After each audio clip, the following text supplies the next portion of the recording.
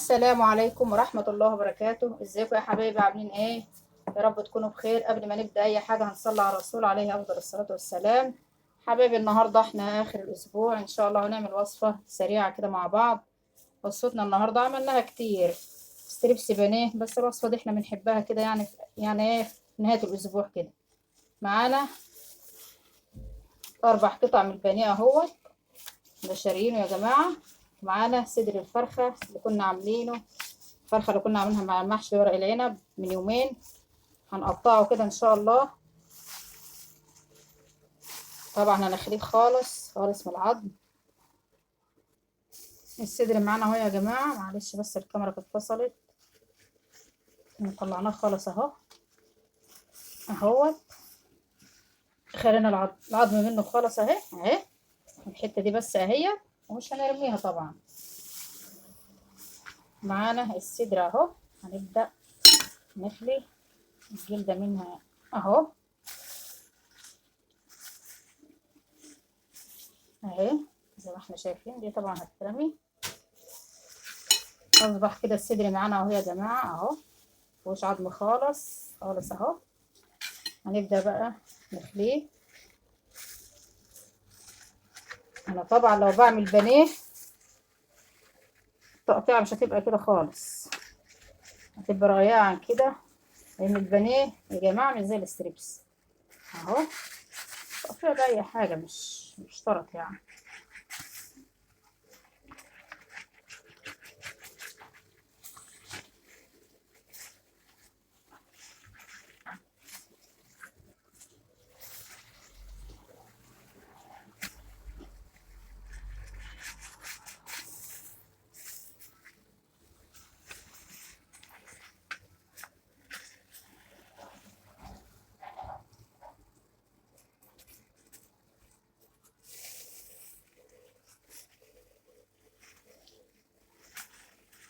الناس برضو اللي هي عندها صدور فراخ وعايزة تعملها الوصفات ديت اهي. الناس برضو اللي هي ما عندهاش محلات بتخلي ده من ده، بتبيع البانيه لوحده. كل حاجة في ايدينا يا جماعة، وكل حاجة نقدر في بيتنا نعملها اهو.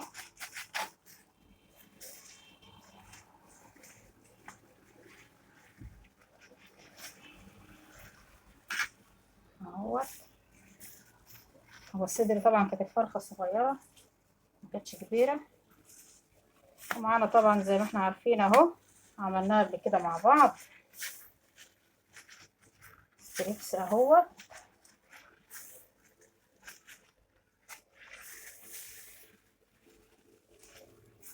اهو. هنقطع كده الكمية كلها وارجع لكم تاني. غسلنا البانيه بتاعنا اهو، نضفناه خالص، عصرنا عليه خل وملح وليمون اهوت، حطيناه محلول ناقع كده لمدة ساعة وصفيناه خالص من ميته اهو يا جماعة اهو. خلطة معانا بقى، احنا عملناها قبل كده مع بعض كذا مرة. دي خلطة بانيه كانت فاضلة معانا، وخلطة الفراخ اللي احنا كنا عاملينها من يومين ديت مع المحشي. طبعا بعبيها في علب كده، الخلطة اللي بتفيض معانا التتبيلة. اي تتبيلة يا جماعة ما تحاولوش ترموها اهي. حطيتها في علبة كده وغطيتها في الفريزر عندي اهي، تنفع هي. نبدأ نتبل بيها اهو. هننزل طبعا بقطع الستريبس معانا اهي اهي يا جماعة. والحتة دي طبعا اللي هي احنا خليناها منها الصدر اهي، العظمية دي ما بتترميش برضه، بتنعمل برضه اهي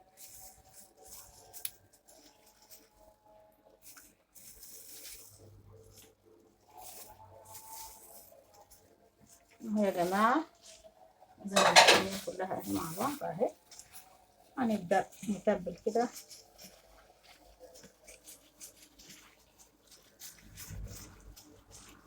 طبعا احنا متأخرين شوية، العصر بيأذن اهو. هنبدأ كده ان شاء الله.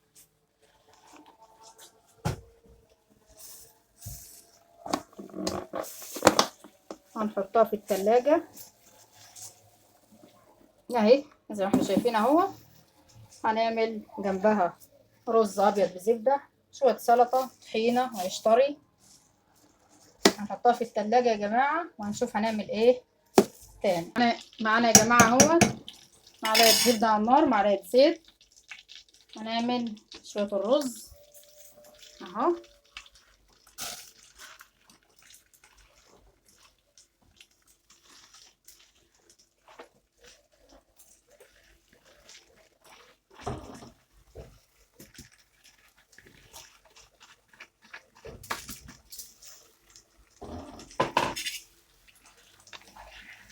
هنبدأ نشوح الرز كده اهو، ياخد تشويحة كده مع الزبدة.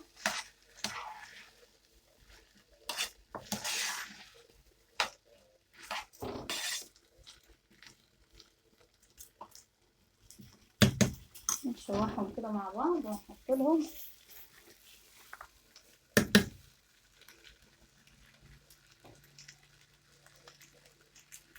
نص معلقة ملح اهو، يعني حاجة كده تظبط الحلو معانا بس مش اكتر، لان طبعا هنزوده مية.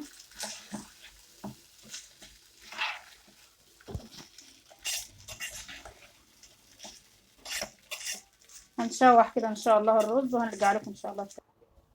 وكده يا حبايبي خلصنا الرز اهوت، شوحناه خالص بالزبدة اهو. هنبدأ نغطي عليه كده، احنا مزودناهوش، احنا شوحناه وطفينا عليه اهو. ورايا كده ان شاء الله رايحة السوق دلوقتي، هنتسوق ونيجي نكمل غدانا ان شاء الله باذن الله مع بعض. رجعنا لكم تاني يا جماعه، جينا من السوق والحمد لله. هنبدا نزود الرز اهوت. حطينا ميه مغليه على النار اهي، والرز طبعا مشوحينه قبل ما نمشي. الستريبس معانا اهو يا جماعه، تتبيله اهو، طلعناه من التلاجة. حضرنا معانا طبق دقيق وبيض وبقسماط. هنبدا نغلف اهوت زي ما احنا شايفين اهو. خطوات: اول خطوه دقيق، وبعد كده بيض اهو، وبعد كده بقسماط.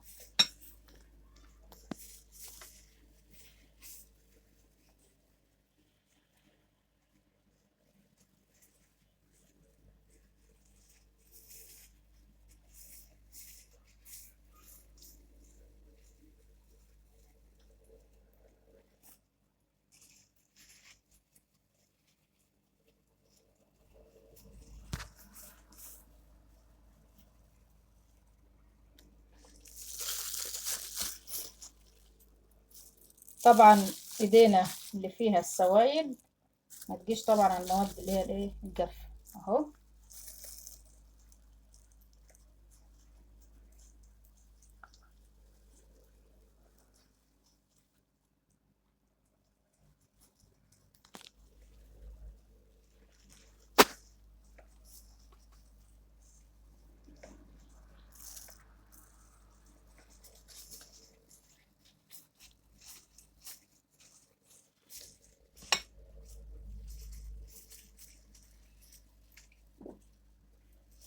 هنخلص يا جماعه ان شاء الله الكميه دي كلها، وهنرجع لكم باذن الله بعد ما نغلف. هنشوف الخطوه اللي بعد كده ايه.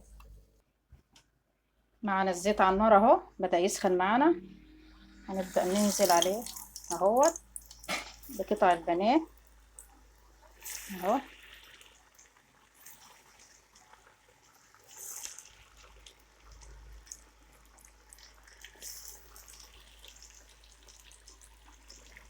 والرز طبعا خلاص كده دخل في السوا اهو، هدينا عليه النار خالص اهوت.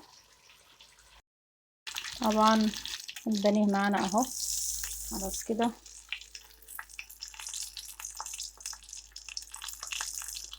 يا جماعه